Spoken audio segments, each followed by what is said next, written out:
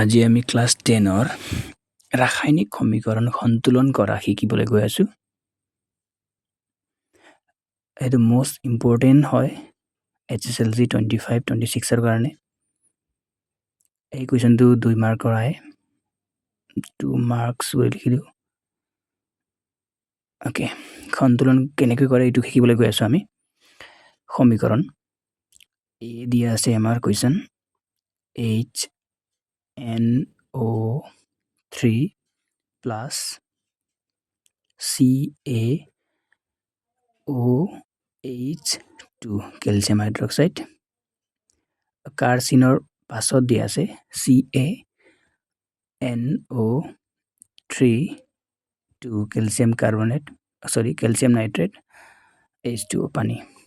এতিয়া আমি এই কাৰ্চিনৰ বাওঁফালে থকা মৌলৰ পৰমাণুৰ সংখ্যা আৰু সোঁফালে থকা পৰমাণুৰ সংখ্যা আমি কাউণ্ট কৰিম, সমান কৰিম, সন্তুলন কৰিম। এতিয়া হাইড্ৰজেন প্ৰথমে কেইটা দিয়া আছে চোৱা। হাইড্ৰজেনৰ তলত 1 মানে পৰমাণু কেইটা আছে, হাইড্ৰজেনৰ পৰমাণু এটা আছে, আৰু ইয়াত হাইড্ৰজেন আৰু এটা হাইড্ৰজেন দিয়া আছে 2 মানে পূৰণ হৈ আছে। এইটো আমি প্লাছ কৰি দিওঁ, মানে মুঠ কিমান আছে এইটো আমি প্ৰথমে প্লাছ কৰিব লাগিব, তেতিয়াহে সন্তুলন কৰিব পাৰিম। যেনে নাইট্ৰজেনৰ 1 ইয়াত আৰু ইয়াত নাই নাইট্ৰজেন। আৰু লিখিম আমি অক্সিজেন, যেনে অক্সিজেন আছে ইয়াত 3টা, মানে তলত যি সংখ্যা থাকিব এইটোৱে পৰমাণুৰ সংখ্যা। অক্সিজেন 3 আৰু ইয়াত আছে অক্সিজেন 2, এই 2টো কি হয় ইয়াৰ লগত পূৰণ হৈ আছে, 2 লিখি দিওঁ। এতিয়া কেলছিয়াম দিয়া আছে, কেলছিয়াম কি আছে এটা আছে, কাৰণ ইয়াৰ তলত কি আছে 1 আছে। এই 2 কিন্তু কেলছিয়ামৰ নহয়, এই 2 হয় OHৰ হয়, মানে হাইড্ৰক্সাইডৰ হয়। 1 লিখিলোঁ, বাওঁপক্ষৰ হৈ গ'ল। এতিয়া আমি সোঁপক্ষৰ কৰি দিওঁ। কেলছিয়াম দিয়া আছে এটা, নাইট্ৰজেন এইটো 2টা হ'ব, যিহেতু 2 পূৰণ হৈ আছে 2 লিখি দিওঁ। আৰু নাইট্ৰজেন ইয়াত নাই, তে অক্সিজেন লিখি দিওঁ। এই 3 আছে, 3 2 পূৰণ কৰিলে হ'ব 6, এই 3 আৰু 2 পূৰণ হ'ব, তেতিয়া 6 লিখি দিওঁ। আৰু অক্সিজেন ক'ত আছে চোৱা, ইয়াত আছে এটা, আৰু হাইড্ৰজেন লিখি দিওঁ। হাইড্ৰজেনৰ আমি ইয়াত 2টা আছে, 2টা লিখি দিওঁ, পৰমাণু 2টা আছে। এতিয়া লিখাৰ পাছত প্ৰথমে আমি চাব লাগিব, দুই পক্ষে লিখাৰ পাছত পৰমাণু যাৰ বেছি আছে, যেনে অক্সিজেনৰ ইয়াত 5টা আছে, য'ত বেছি আছে তাৰ পৰা আমি সন্তুলিত কৰিব লাগিব। যেনে ইয়াত 5টা দিয়া আছে, ইয়াত আছে 7টা। এই কেলছিয়াম 1 2 এইবিলাক আছে, কিন্তু এই ইয়াতকৈ কি হয় 7টো ডাঙৰ হয়, তো অক্সিজেনৰ আমি প্ৰথমে সন্তুলন কৰোঁ। তো ইয়াত আমি 6 আৰু 7 হ'ল। এতিয়া পূৰণ কৰি আমি সন্তুলন কৰিব লাগিব, যে যিহেতু যদি আমি এই 3ৰ লগত যদি 2 পূৰণ যদি কৰোঁ, আৰু 3ৰ লগত যদি 2 পূৰণ কৰি 2 প্লাছ যদি কৰোঁ, তেতিয়া হ'ব 8, মানে 8 হ'ব। 3 2 6 আৰু 2 8 হ'ব। ইয়াত 2 পূৰণ কৰিছোঁ যিহেতু 2 দি দিম, 2 দিয়াৰ পাছত এইটো হ'ব 8টা পৰমাণু হ'ল। আৰু ইয়াত 8টা হ'ল, কিন্তু ইয়াত কেইটা আছে, সোঁপক্ষত আছে 6টা, 7টা হ'ল। এতিয়া আমি 8টা কৰিবলৈ 2 পূৰণ কৰিম। অ'কে, এতিয়া এইটো হ'ব 8টা, এইটো 8টা হৈ গ'ল। তো এইটো সন্তুলিত হৈ গ'ল, মানে সমান যেতিয়া হ'ব এইটো সন্তুলন হৈ গ'ল। এতিয়া এই 2 পূৰণ কৰিছোঁ, তেতিয়া এই হাইড্ৰজেনক সন্তুলিত কৰিব যাওঁতে 2 অক্সিজেনৰ লগতো কি হৈ গ'ল, পূৰণ হৈ গ'ল। 2 পূৰণ কৰি দিওঁ, তো 2টা আছিল, 2 দি পূৰণ কৰিলে 4 হ'ব। আৰু ইয়াতো কিন্তু 2 দি যিহেতু পূৰণ কৰিছিলোঁ, এই হাইড্ৰজেনৰ আগতো এই অক্সিজেনক পূৰণ কৰোঁতে 2 দিছিলোঁ, এতিয়া হাইড্ৰজেনৰ লগতো কি হ'ব, এইটো পূৰণ হৈ যাব। তে হাইড্ৰজেনৰ কি আছিল, এটা পৰমাণু আছিল, এটাৰ লগত পূৰণ হৈ যাব। 1 দিছিলোঁ যে সেই 1ৰ ঠাইত হ'ব 2 পূৰণ কৰি দিওঁ, তো এইটো 2 আৰু 2 4 হ'ব। আৰু এই 2 কি হ'ব নাইট্ৰজেনৰ লগতো পূৰণ হৈ গ'ল তে নাইট্ৰজেন এটা আছিল ইয়াৰ লগত 2 পূৰণ কৰি দিওঁ তে হ'ব 2 এতিয়া এইটো 4 হাইড্ৰজেন 4 হ'ল ইয়াতো 4 নাইট্ৰজেন 2টা ইয়াতো নাইট্ৰজেন 2টা আৰু ক্যালসিয়াম এটা আছিল ক্যালসিয়াম এটা এতিয়া সমান যেহেতু হৈ গ'ল মানে লেফট হ্যান্ড সাইডৰ যিমান মৌলৰ পৰমাণু আছিল সেই ৰাইট হ্যান্ড সাইডৰ যিমান পৰমাণু আছিল মৌলৰ সেইটো সমান হৈ গ'ল লেফট হ্যান্ড সাইড সমান right hand side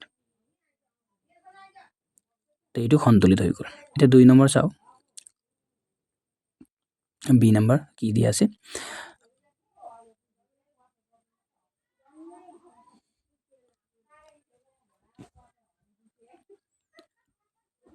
okay 2 number দিয়া আছে NaOH2 OH sorry NaOH sodium hydroxide দিয়া আছে OH plus H2SO4 তাৰপিছত কাৰ্বন দিয়া আছে Na2SO4 plus H2O এইটো আমি আমাক সমীকৰণ দিয়া আছে এই সমীকৰণটো আমি সন্তুলিত কৰিব লাগিব এতিয়া এই কাৰ্চিনৰ একেদৰে কৰিম আমি কাৰ্চিনৰ খুফালে আৰু বাওফালে ওকে এতিয়া লিখিলো প্ৰথমে সোডিয়াম Na দিয়া আছে কেইটা Na দিয়া আছে এটা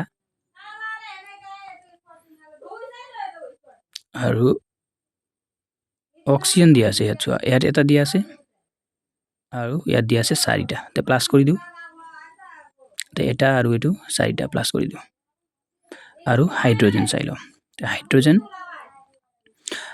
ইয়াত এটা দিয়া আছে এটা লিখি দিও প্লাস ইয়াত আছে দুটা তে দুটা প্লাস কৰি দিও সোডিয়াম অক্সিজেন আৰু হাইড্ৰোজেন হল আৰু সালফাৰ দিয়া আছে সালফাৰ লিখি দিও S দিয়া আছে কেইটা এটা আছে ওকে এই 4 কিন্তু অক্সিজেনৰ হয় সালফাৰৰ নহয় ওকে এতিয়া খুপকে লিখো কি আছে সোডিয়াম আছে দুটা যেহেতু ইয়াত সোডিয়ামৰ তলত 2 আছে মানে পৰমাণু দুটা হ'ব ওকে আৰু কি দি আছে সালফাৰ দি আছে সালফাৰৰ কি আছে 1 এতিয়া এই অক্সিজেনৰ লিখি দিও অক্সিজেনৰ আছে ইয়াত 4টা আৰু ইয়াত আছে এটা তে প্লাস কৰি দিও 4 আৰু 1 যোগ কৰি দিও আৰু হাইড্ৰোজেন দি আছে ইয়াত দুটা ওকে এতিয়া প্ৰথমে আমি চাইলো যত বেছিকৈ পৰমাণু দিয়া আছে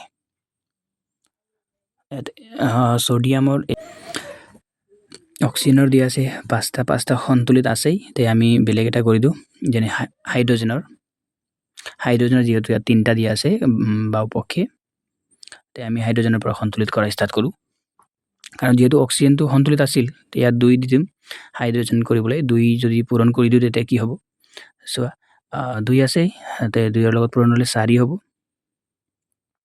কিন্তু অক্সিজেনৰ লগত কি হ'ব এটো পূৰণ হৈ গ'ল তে এটো 4 আৰু 2 6 হ'ব